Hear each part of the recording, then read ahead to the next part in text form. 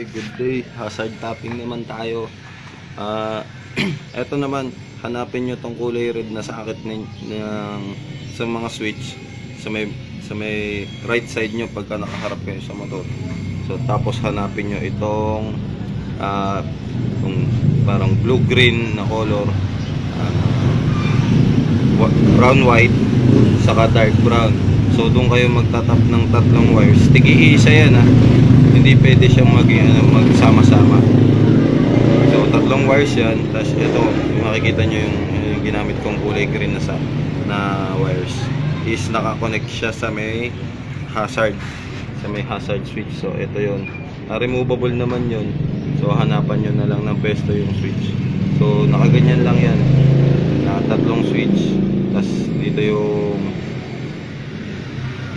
blue green, yung brown white, tapos yung dark brown. Ito, dark brown to.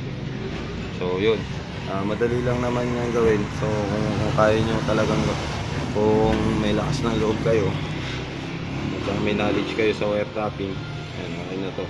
Tapping lang dito sa tatlo. So yun, okay na yan.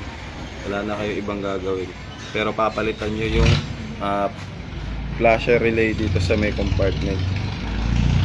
Hindi kasi pwede yung stock natin.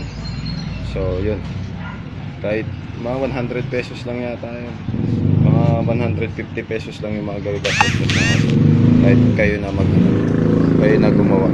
Okay, thank you.